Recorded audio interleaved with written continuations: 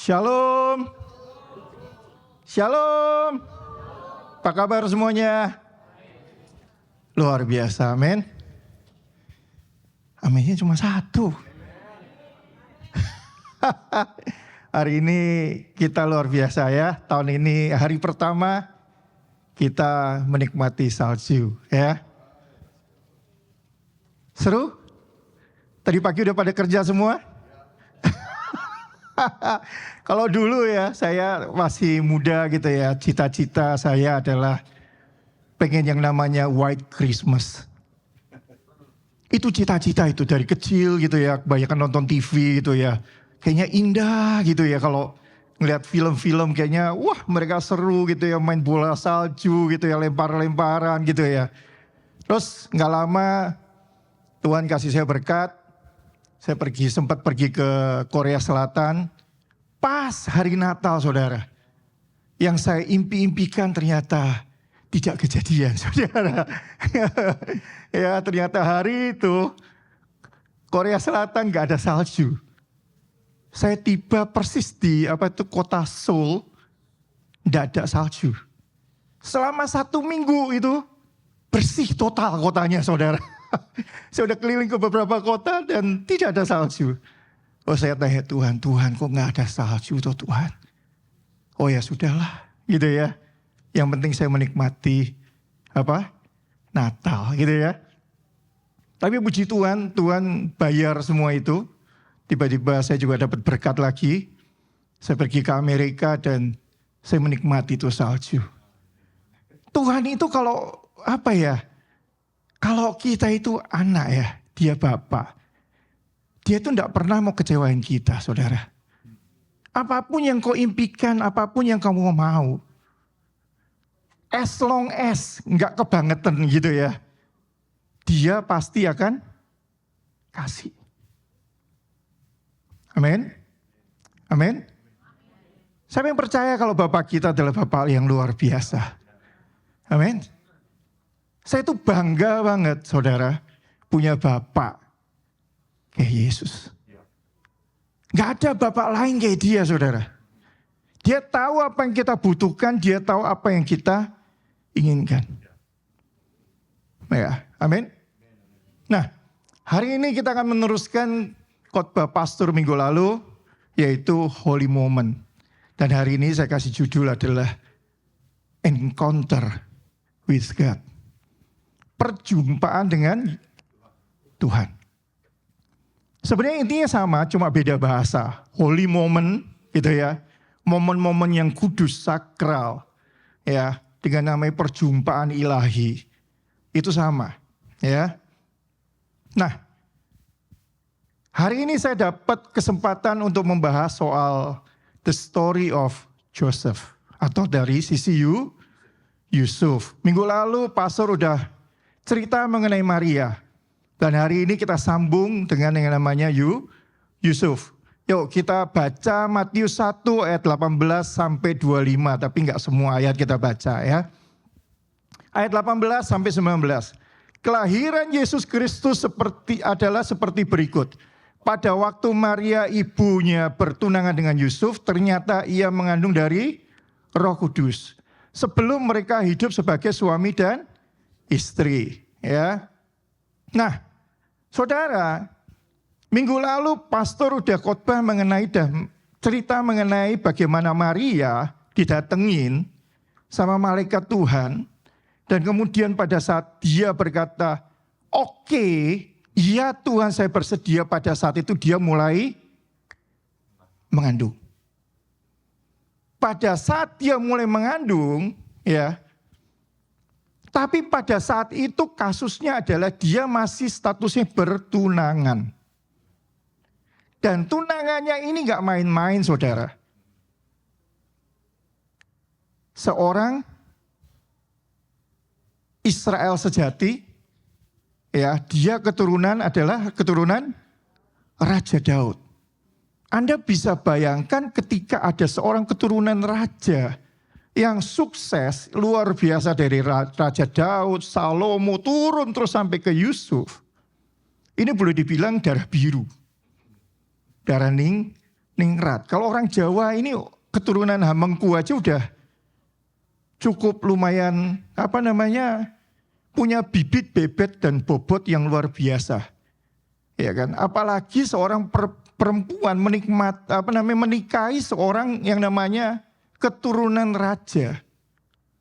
Itu nggak main-main, saudara.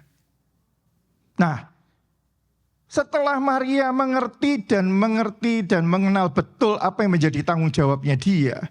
Dan semua risiko yang dia akan tanggung ketika dia berkata, ya Tuhan, aku bersedia menjadi seorang ibu daripada Yesus. Maka dia memberanikan diri berbicara kepada Yusuf. Mungkin caranya waktu dia ngomong sama Yusuf, dia cerita dulu pasti, betul ya? Gak mungkin dong datang-datang ujuk-ujuk. Sup-sup, ya kan? Wah, hamil gitu ya. Gak mungkin gitu kan. Pasti datang dulu gitu kan, ngobrol dulu gitu ya. Dia cerita dulu soal Elizabeth ya. Sup, kamu tahu gak ya? Elizabeth, dia kan udah tua ya, mandul loh. Yang diperkirakan umurnya sekitar lebih dari 50 atau 60-an. Itu mujizat loh, Sup. Gitu kan? Itu mujizat. Ternyata dia juga ngalami yang namanya mujizat dari Tuhan. Yusuf pasti akan ngomong, oh iya ya benar ya, ya benar gitu kan. Nah barulah dia masuk dalam topik yang serius, betul ya. Ternyata Sup, gitu ya. Kemarin malaikat datang ke saya. Mulai mikir gak? Kalau cowok kalau didatengin pacarnya gitu ya. Dan kemudian datang membawa kabar begitu. Dia pasti akan mikir, loh jujur aja ya gak? Pria mana yang gak pakai logika? Ya kan? Maksud lu gitu kan? Kalau dia ngomong barusan Elizabethnya hamil gitu ya. Di tengah masa tuanya dengan mujizat. Karena juga ada malaikat datang juga. Dan kemudian Maria juga datang. Kemarin Maria, aku didatengin malaikat juga. Menurut Anda gitu kan sebagai pria. Pasti mikir enggak? Maksud lu apa? Gitu ya. Aku hamil oleh Roh Kudus. Ternyata Yusuf ini orangnya pendiam saudara. Ya, dia nggak banyak bicara, tapi mikirnya lebih banyak. Ya, oke, kasih aku waktu berpikir, pasti akan begitu, betul ya. Walaupun gitu ya. Maria ngomong ini aku hamil karena Roh Kudus, gitu ya. Sebagai pria, ya kan? Ini gue belum apa-apain gitu ya. Ya, lu selingkuh sama siapa gitu ya. Kalau kita orang sekarang pasti akan ngomong begitu ya enggak? Gitu kan. Karena pas mungkin bulan yang lalu gitu ya, pas saya kan juga profesi saya sebagai supir gitu ya. Saya pas dapat penumpang dan penumpang ini tiba-tiba ngobrol sama cowoknya. Anak ini masih muda, perempuan. Dia cerita, "Kamu gimana sih? Kamu tahu nggak kalau saya udah hamil?" Saya sempat ngelihat ke kaca gitu kan, ke spion gitu ya. Kok lakinya nggak tahu ya, gitu ya. Saya udah hamil 5 minggu, dia bilang begitu. Gitu kan. Terus biasa, cowoknya pasti ngeles, ya kan? Ngeles, cowok mana dia mau ngaku, ya kan? Kalau udah nanam saham di situ ya, betul ya? Iya, kata Pak So tabrak lari gitu ya. Kita lempar batu, sembunyi tangan kan gitu, bener nggak? Nah, itu yang terjadi gitu loh. Yusuf juga pasti akan mikir yang sama. Ntar dulu gitu kan. Oke, gue doa dulu. Pasti dia akan ngomong begitu loh. Kalau orang rohani pasti gitu dong ya nggak? Ya kan? Nanti saya mikir dulu, nanti saya kasih jawaban. Nah, pada waktu Maria pulang, Yusuf ngapain? Mikir. Nah, pria itu kan paling jagonya mikirnya ya. Semua battle in mind, ya kan? Wah, dia peperangan rohani ya. Dia perang secara mental dan spiritual, ya kan. Terus kemudian apa? Dia diam-diam memutuskan untuk menceraikan Maria. Pertanyaannya adalah, apakah dia mempercayai perkataan Maria dan kemudian merasa bahwa dia nggak layak untuk menjadi seorang untuk mendapatkan istri atau ibu dari seorang Mesias. Gitu kan? Atau dia meragukan perkataan Maria. Lebih banyak yang mana? Pasti lebih banyak yang kedua, betul ya? Iya dong, iya. Ayo cowok-cowok ngaku. Iya kan? Kalau wanita kan paling cuma manggut-manggut. Karena kan status ini wanitanya atau yang hamil ya. Iya kan? Yang pria-pria bagaimana nih? Apakah Anda langsung berkata, oke, kita nikah gitu ya? Tak mungkin lah ya. Itu satu dari sekian ribu orang ya. Iya nggak? Iya kan? Nah, masuk akal ya. Wah, itu ya. Tapi kalau benar gitu ya. Wah. Keren juga ya, gitu ya. Benar nggak? Anaknya seorang Mesias. Wih, bakal terkenal. Iya kan? Apalagi kalau orang Indonesia ya. Wah, kaya raya nanti bakalan. Udah bener dong. Masuk YouTube di mana-mana viral ya nggak? Viewernya bisa berapa juta gitu ya. Bener ya? Iya kan? Nah, kita mesti ingat gitu kan. Yusuf itu kembali lagi. Dia Israel sejati keturunan ningrat. Dan orang Israel itu taat banget yang namanya hukum Taurat. Nggak main-main saudara. Untuk bisa menerima ngambil seorang istri. Semua itu harus diukur bibit, bebet, dan bobotnya. Harus dengan orang yang betul-betul Israel. Memiliki keturunan dari 12 suku, dia nggak boleh menikah di luar suku orang Israel. Ya. Dan tidak boleh ada cacatnya dalam pernikahan itu. Nah, dia orang yang benar-benar mentaati hukum Taurat.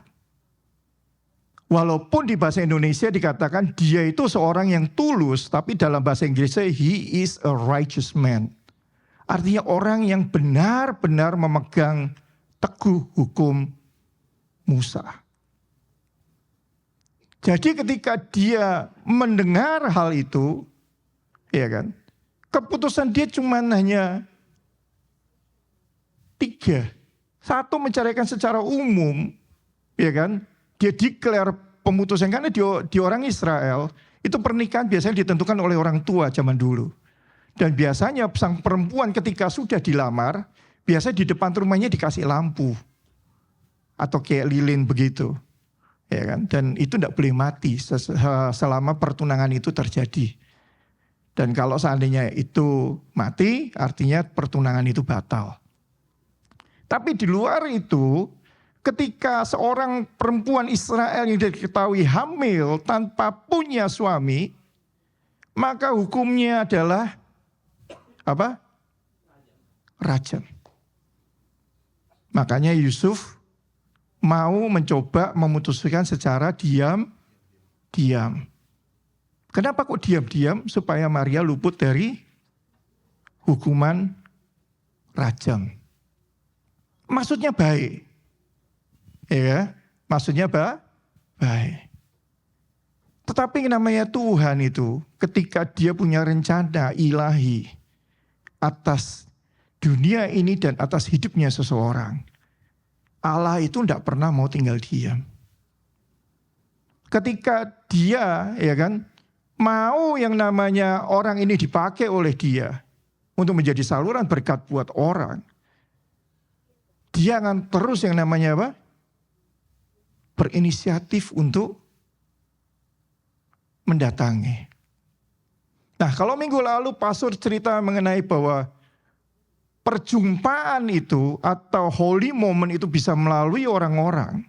Tapi kalau orang-orang ini sudah tidak mampu gitu ya, dia akan turun tangan sendiri, saudara. Amin. Saya pernah punya kisah teman gitu ya, di mana teman ini adalah teman sekomsel pada waktu itu, mereka juga sudah menikah. Tapi luar biasanya adalah setelah ibadah gereja gitu ya, kalau di gereja itu luar biasa karena kita kan dulu kalau ibadah kan seru gitu ya. Wah, itu kalau udah bahasa roh luar biasa gitu ya. Angkat tangan sampai getar-getar gitu ya. Begitu keluar kita sama kayak di sini gitu kan, makan gitu ya. Tapi kalau misalnya makannya di food court. Itu pulang dari gereja habis tangannya begini nyembah gitu ya. Wah, keluar bahasa roh, di luar keluar bahasa setan, saudara. Ya, tangan habis getar-getar menyembah, di luar ngampleng gitu kan. Wah, luar biasa, saya luar biasa, serius. Saya kaget pada waktu itu, saya tidak pernah menyangka. Gitu kan. Teman saya kudus, saudara. Serius, kudus. Ya, luar biasa. Itu holy sekali lah. Tapi di luar gereja, itu mengerikan, saudara. Ya, mungkin setan juga geleng-geleng kepala. Tapi enggak suami, enggak istrinya juga gitu loh. Yang luar biasa juga istrinya juga ngebales gitu ya. Wah, dia pukul pakai tasnya gitu kan. Wah, terjadilah perkelahian ilahi ya di food court pada waktu itu setelah. Apakah kami tinggal diam?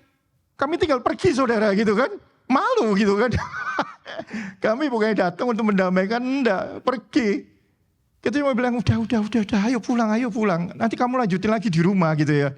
Maksudnya jangan di food court gitu loh, malu gitu loh. Lihat jemaat gitu banyak gitu ya. Ya kan, semua juga tahu saya ketua komsel gitu. Lu juga ada di komsel kita gitu kan. Malu juga gitu loh. Hal itu terus, saudara, gitu ya. Hari Jumat holy lagi, Minggu holy, tapi setelah itu berantem lagi, saudara. Sampai pada akhirnya apa yang terjadi? Ketika suara manusia ini sudah tidak didengar, gitu ya, maka dia akan turun tangan sendiri. Sama kayak Yusuf, ya kan? Ketika suara Maria sudah menyampaikan yang namanya berita ilahi, ayo, gitu kan? Come on, you become a father of Messiah, gitu kan? Kamu akan menjadi seorang ayah dari seorang Mesias yang akan menebus dan menyelamatkan manusia di muka bumi. Namanya orang, saudara. Manusia yang hidup walaupun kita bilang bahwa Yusuf adalah orang yang punya knowledge tentang hukum Taurat yang luar biasa. Tidak mempan, saudara. Tidak mempan. Gitu ya. Nah, pada saat itulah Tuhan datang lewat mimpi. Tuhan kirim malaikat untuk datengin Yusuf. Pada malam pada waktu itu setelah dia ngalami yang namanya apa? Kebimbangan yang luar biasa. Di situ Tuhan datang. Dia datang ya. Semua yang diceritain Maria adalah sebuah kebenaran. Dan dia akan menjadi seorang bapak daripada apa? Seorang Mesias. Ya, kalau boleh saya bilang itu namanya angelic visitation. Seringkali kita akan mendapatkan mimpi-mimpi itu dari Tuhan, saudara.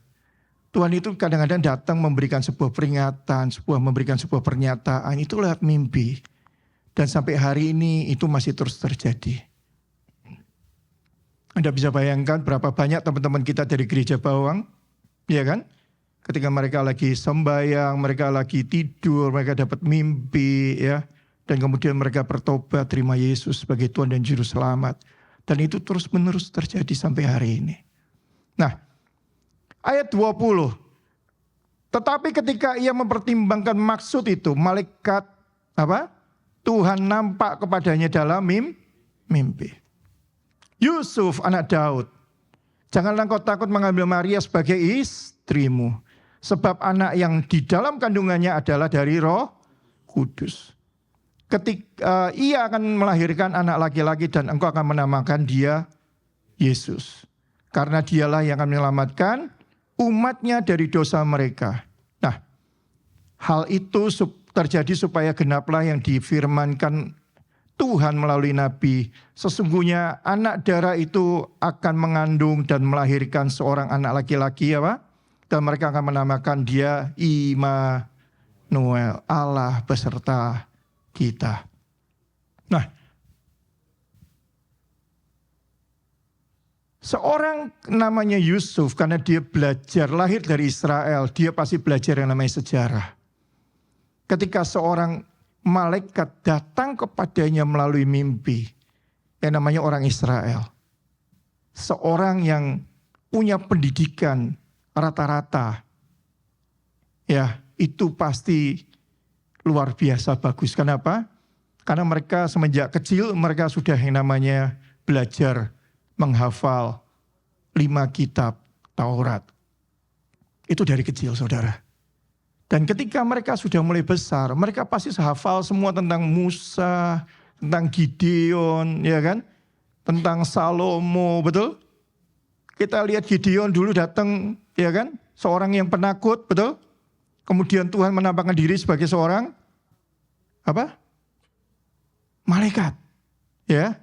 Kemudian Tuhan pakai Gideon secara luar biasa mengalahkan orang Midian dan Amalek melalui 300 orang. Betul? Yakub berantem dengan yang namanya siapa? Malaikat. Betul? Sampai subuh, sampai pagi. Jadi semua ingatan-ingatan Yusuf mengenai kedatangan malaikat, itu pasti di-remind atau di-rewind sama Tuhan. Sehingga ketika dia melihat kehadiran yang namanya malaikat, walaupun itu dalam mimpi, dia nggak akan cuma hanya sekedar mengabaikan, betul? Nah, saya nggak tahu kalau kita nih, gitu ya. Kalau datang malaikat dalam mimpi kita gimana nih? Kita tolak dalam nama Yesus, atau kita dengerin, gitu kan? Seringkali kita nggak bisa bedain mana malaikat, mana setan, betul ya? Karena kan selalu banyak yang orang cerita gitu kan di dalam gereja-gereja adalah hati-hati, iblis suka menyaruh sebagai malaikat terang, betul ya?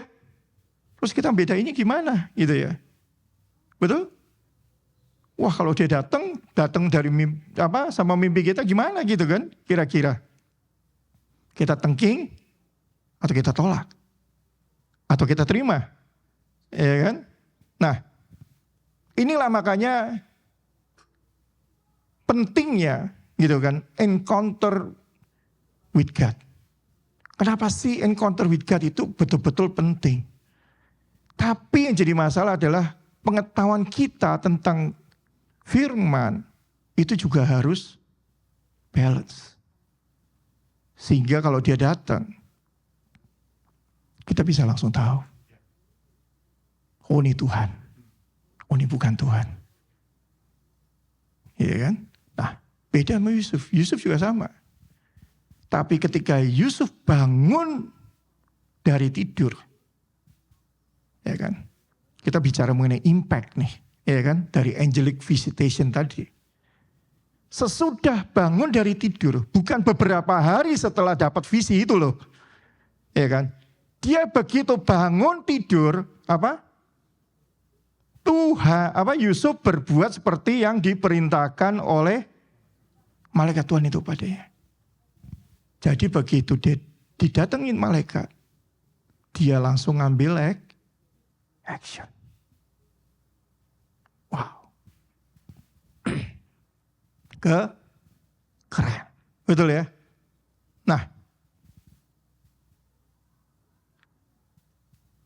itu tadi adalah soal encounter. Sekarang gini, kesimpulannya adalah setelah kita melihat cerita daripada Yusuf.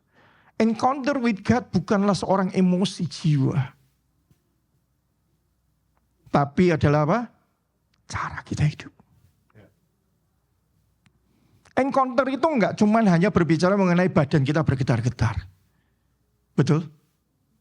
Karena kalau di gereja, kalau di tempat ini kan enggak terlalu karismatik. Betul ya? Ya, saya bukannya ini enggak gitu ya. Tapi memang gereja ini kan enggak terlalu ekstrim karismatik. Tapi kalau Anda di Jakarta, Anda bisa melihat gereja itu karismatik itu ekstrim, saudara. Jadi kalau kita berdoa itu badan kita bisa bergetar-getar. Itu karena lawatan. Ya. Oh, gitu ya. Itu kalau bahasa roh bisa badan bisa bergetar semua. Ya. Terus kemudian kita bisa nangis-nangis. Nangisnya tak terkendali. Bisa ketawa only laughter, ya. Atau mengalami supranatural yang begitu dramatis. Kita mengalami lawatan Tuhan luar biasa. Gitu ya. Tetapi yang jadi dari poinnya adalah bagaimana Tuhan bisa masuk dalam hidup kita dan mengubahkan kita dan sehingga kita bisa mengambil keputusan tanpa ada paksaan. Ini namanya holy moment, saudara.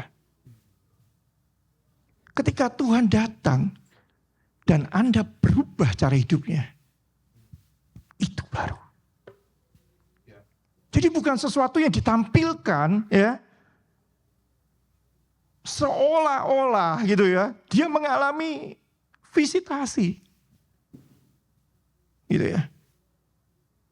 Ketika teman saya yang tadi, itu kan, dia pindah gereja, dia mulai pindah dari karismatik ekstrim tadi, kemudian dia pindah ke gereja yang hanya mengajarkan yang namanya the goodness of God. Anda tahu apa yang terjadi? Sampai hari ini.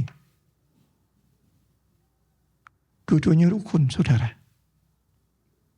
Saya nggak tahu gimana caranya. Gitu ya.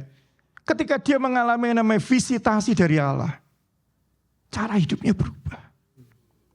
Yang tadinya tangan habis bergetar, nempeleng gitu kan. Hari ini bisa sayang-sayangan. Gitu kan. Tadinya kalau saya dengar mereka kalau pergi dapat tiket ke Jepang gitu, di Jepang berantem, saudara. Wah, luar biasa. Sampai ikut tur semua juga stres karena ngeliat mereka berdua itu di bus dimanapun. Kayak paduan suara gitu ya. Gitu ya. Tapi hari-hari ini, setelah kami 3 tahun berpisah gitu ya. Saya gak pernah dengar lagi yang namanya apa? Keributan. Saya gak pernah dengar lagi mereka cerita lagi. Itu laki gua begini, itu bini gua begini. Enggak lagi. Kenapa? Holy moment itu merubah hidup orang. Kalau orang itu gak dirubah, saya gak tahu itu momen apa yang terjadi. Jadi kalau kita sebagai orang Kristen, kita tidak berubah hidupnya. Yuk kita berdoa. Ya itu betul toh. Anda butuh yang namanya holy moment itu, saudara. Dari hidup kita tidak karu-karuan menjadi hidup yang karuan gitu ya. Dari hidup yang tidak benar kemudian menjadi hidup yang benar. Bukan berarti kita sakti mandraguna tidak pernah bisa jatuh, saudara. Gitu kan. Tetapi itulah perbedaannya. Yang kedua adalah encounter with God. Itu akan mengkoreksi cara kita berpikir. Bukan cenderung akan membuat kita menghakimi orang lain. Jadi ketika kita melihat orang lain berdosa, melakukan sebuah dosa atau apapun, kita nggak cenderung menghakimi orang itu. Kita cenderung akan mengkoreksi cara berpikir kita. Ya. Jadi ketika kita melihat sebuah kejadian kayak Maria hamil di luar sebelum pernikahan terjadi. Sebelum mengalami visitasi, Yusuf langsung berkata apa? Udahlah, bisa aja. Gak mungkin seorang keturunan Raja Daud menikah dengan orang yang hamil sebelum dijamah. Loh, betul loh. Hamil di luar nikah. Nggak mungkin. Itu kalau secara keturunan itu rusak, saudara. Ya, sorry to say gitu ya. Ya, kayak dulu waktu saya punya anjing Pak gitu ya. Itu saya diwanti-wanti, saudara. Sama apa? Sama yang ownernya yang lama. Kamu kalau punya Pak ini ya, ingat loh ya, nggak boleh dikawinkan sama yang di luar Pak. Kenapa? Rusak. Garis keturunannya apa? Rusak. Nggak boleh. Terus apa itu namanya yang terkenal apa? Golden Retriever. Gitu kan. Itu juga sama. Ketika saya beli gitu kan, itu juga sama diwanti-wanti. Ingat loh ya, ini champion. Ya, nggak boleh menikah sembarangan. Apalagi yang bukan Golden Retriever. Nggak boleh. Kenapa? Rusak. Gitu ya. Garis keturunannya rusak. Apalagi kamu punya golden yang perempuan. Nggak boleh. Bibit, bebet, bobotnya rusak. Sama, Yusuf juga begitu. Ini kan? Jadi ketika kita berbicara dalam hukum Taurat, menceraikan Maria adalah sebuah tindakan yang benar. Tapi apa? Bukan dari segi karya penebusan Allah akan manusia. Ini perbedaannya jauh, saudara. Dua-duanya benar. Benar menurut hukum yang ada pada waktu itu. Ya kan? Tapi tidak dalam koridor apa? God's plan. Rencana Tuhan. Ya. Tetapi ketika Yusuf mengalami yang namanya encounter itu tadi, dia berubah dalam cara memandang kehamilan Maria menjadi sebuah apa? Karya penebusan. Dan menikahi Maria adalah keputusan yang tepat.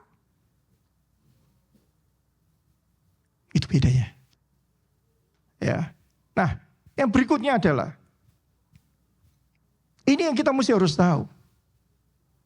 Ini yang sering kali dibalik, gitu ya. Bahwa encounter with God itu bukan inisiatif dari manusia. Selalu dari siapa? Dari Allah. Banyak buku-buku yang mengajarkan kita bagaimana kita mengejar Allah. Kebalik, saudara. Gitu kan? Tapi kita harus menjadi apa? Orang yang dikejar oleh Allah. Karena kita dikejar oleh Allah, semua inisiatif itu datangnya dari Allah. Dari semenjak dunia dijadikan, Tuhan sudah merencanakan yang namanya apa? Penebusan.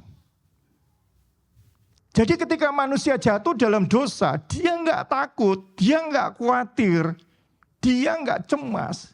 Bahkan dia nggak coba melindungi yang namanya buah pengetahuan baik dan jahat. Dia nggak takut, kenapa? Karena sudah ada yang namanya apa? Karya penebusan. Kalau kamu jatuh nggak takut, ya kan? Aku akan tebus. Itu bedanya. Ya kan? Nah, encounter with God, ya kan? Encounter dengan Tuhan. Kita lihat Yusuf pada saat itu nggak lagi puasa, saudara. Dia nggak lagi doa puasa. Encounter, pada saat itu Yusuf juga lagi nggak berdoa minta tanda. Ya kan? Yusuf juga nggak minta yang namanya penglihatan atau mimpi untuk mendapatkan jawaban. Tapi Tuhan datang melalui siapa? Malaikatnya. Melalui mimpi. Nah kalau nanti mimpinya gak berhasil gimana? Gitu kan? Tenang ya. Tuhan itu adalah Tuhan punya 1001 cara ya kan. Tuhan gak akan pernah yang namanya apa? Meleset dalam setiap rencananya. Ingat dulu waktu Samson ya kan. Jatuh dalam pelukan Delilah dan dicongkel matanya ya kan. Edian pun Tuhan masih tetap pada stick to the plan. Ya kan? Daud ya kan? Tuhan tetap stick to the plan. Salomo punya 1000 gitu ya. 300 istri, 700 gundik. Tetap Tuhan stick to the plan. Jadi Tuhan itu selalu punya yang namanya rencana dan rencananya tidak pernah gagal dalam kehidupan seseorang. Mungkin hari ini kita banyak melihat yang namanya banyak orang-orang jatuh bangun. Tapi Tuhan tidak pernah gagal dalam rencananya. Dalam kehidupan seseorang. Ketika dia sudah menentukan Pastor Rosid itu jadi pastor yang namanya The Rock. Dia akan tetap bikin Pastor Rosid jadi apa? Pastor di The Rock. Mau muter kayak apapun kehidupannya gitu ya. Dia pasti akan balik ke sini. Gitu ya. Coba bayangkan hidup kita hari-hari ini. Bagaimana dengan kita? Ya. Nah, setelah itu adalah ketaatan yang lahir dari sebuah encounter. Ya. Ia tahu bahwa Allah bekerja melalui dirinya. Kita lihat Yusuf. Ya kan? Dia langsung oke dan dia tahu. Yang kedua adalah dia tahu identitas anak yang dikandung oleh Maria. Yang ketiga adalah ia percaya rencana Tuhan lebih besar daripada reputasinya. Anda bayangkan Yusuf pada waktu ketika dia menikahi Maria. Dan ketika dia tahu yang namanya Maria sudah hamil. Bagaimana saudaranya semua tahu? Pertanyaannya kalau semua saudaranya tahu kalau Maria hamil di luar nikah. Kemudian dia ngomong sama papanya aja umpamanya gitu ya. Pak, kamu tahu nggak si anaknya Maria ini nanti jadi Mesias? Papanya percaya nggak? Nggak bakal. Betul ya? Pasti diapain sama bapaknya? Goblok loh. Betul ya? Ya jujur aja, betul ya? Dikucilin, betul ya? Tapi yang jadi poinnya adalah Yusuf taat. Itu lahir dari bukan paksaan, bukan ketakutan, bukan takut dihukum, takut dikutuk. Tapi dia taat. Ketaatannya dia lahir dari apa? Dari dia mengasihi Allah. Dan dia tahu Allah mengasihi manusia. Dia baca hukum Taurat segitu banyak. Dia merenungkan Taurat siang dan malam. Dia tahu bahwa orang Israel yang namanya merindukan Mesias. Dia tahu. Betul? Dan sekarang udah ada di dalam kandungan istrinya. Dia akan juga berkata, wow. Boleh dibilang ini jujur ya, ini ketaatan gila. Gue bilang sih. Nekat. Dia pertaruhkan semuanya. Betul ya? Untuk yang namanya apa? Karya penebusan. Yang berikutnya adalah Yusuf berani mengambil resiko. Itu resiko sosial yang tadi saya katakan. Dia akan dikucilkan, dicaci maki, digosipin. Ya. Hidupnya mana mungkin tenang. Saya cuma ngomong begitu. Tidak mungkin tenang. Ya kan? Berani menanggung stigma jelek. Ya kan? Dan yang lebih gilanya lagi adalah dia berani membesarkan anak yang notabene bukan anak kandungnya sendiri. Itu tidak gampang loh saudara. Tidak gampang. Ya kan? Dan dia berani mengambil resiko bagian dalam karya penebusan. Yusuf itu mati muda. Saya pernah cerita di Komsel waktu itu. Ya. Nah, kalau Anda melihat perjalanan Yusuf setelah menikah, pernikahan mereka itu tidak segampang apa yang kita pikirkan. Betul ya? Ketika pernikahan itu berjalan, mereka harus pergi dari kota Nazaret ke kota Bethlehem. Itu kalau naik keledai, jalan kaki, itu 4 hari. Hamil tua. Anda bisa bayangin. Ya kan? Kayak salju begini gitu kan, dingin-dingin begini. Ya kan? Mereka jalan kaki, naik keledai. Untuk yang namanya apa? Sensus di kota Bethlehem. Betul ya? Gampang enggak? Resiko itu, betul enggak? Untuk ikut dalam rencana karya keselamatan, dia harus bawa Maria yang lagi hamil tua, naik keledai di musim dingin,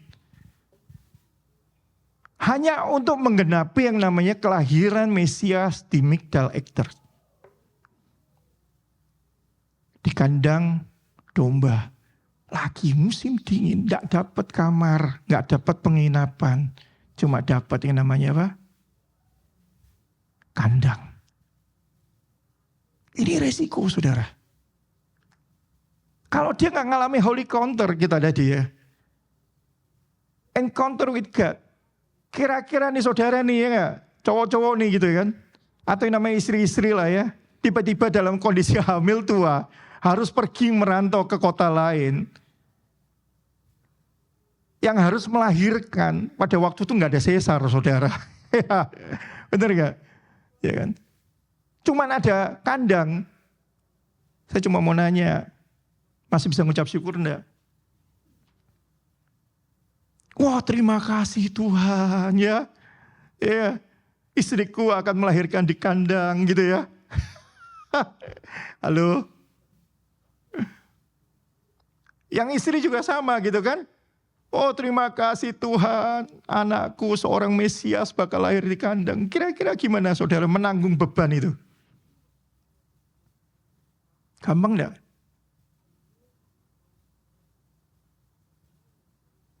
Tidak gampang.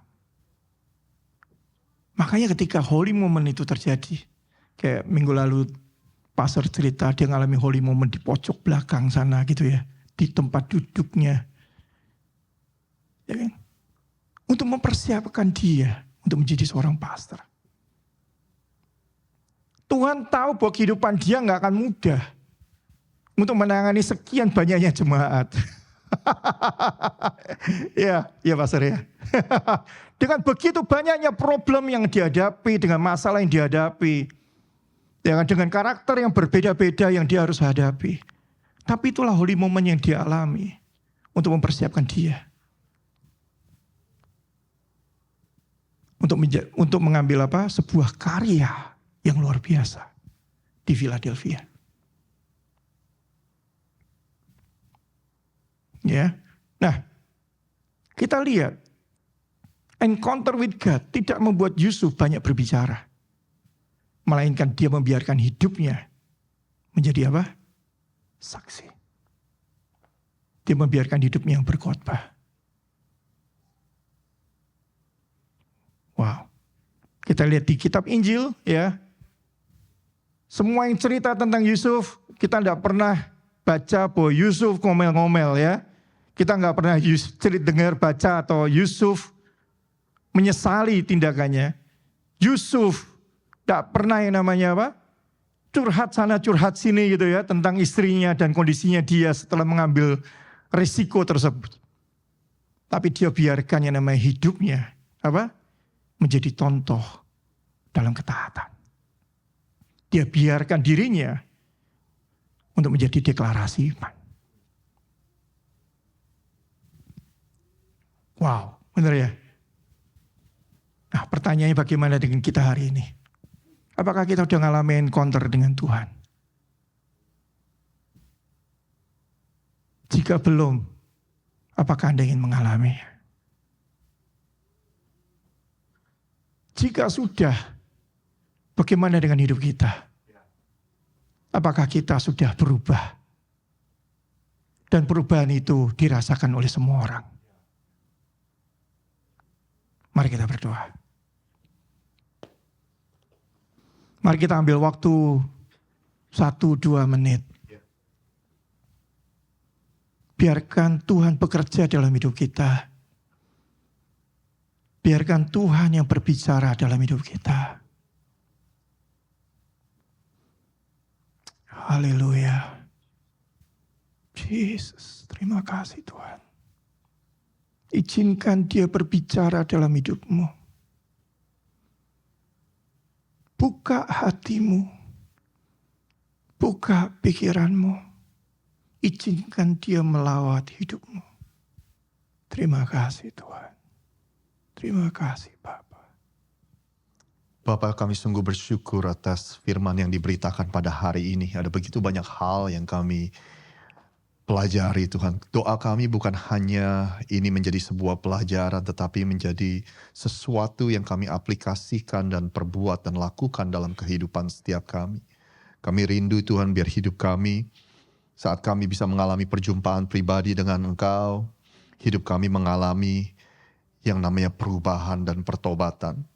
Cara berpikir kami pun bisa berubah sesuai dengan firman Tuhan. Biar kami menyadari bahwa segala sesuatu, terutama karya-karya Tuhan dalam kehidupan kami, itu merupakan cara Tuhan untuk mengambil inisiatifnya, mendatangi dan memberitahu kami semua bahwa kami ada di dunia ini bukan hanya kebetulan, tapi Tuhan mempunyai rencana dan tujuan ilahi dalam kehidupan kami. Terima kasih Tuhan, terima kasih Tuhan. Kami berdoa juga supaya Tuhan ajar setiap kami untuk keluar dari kenyamanan kami dan berani mengambil resiko untuk menjawab panggilan Tuhan dalam kehidupan kami. Kami tahu terkadang ketika Tuhan memanggil kami melakukan sesuatu, itu seperti kami harus keluar dari zona nyaman kami. Tapi kami percaya Tuhan yang memampukan, kasih karunia Tuhan selalu tersedia untuk kami semua. Kami mengucap syukur, berkati firman Tuhan yang diberitakan pada hari ini, berkati juga Kobeni yang sudah menyampaikan dan memberkati kami semua dengan firman Tuhan yang luar biasa. Hanya di dalam nama Tuhan Yesus kami sudah berdoa. Yang percaya sama-sama katakan, amin, amin. Berapa banyak dari Anda?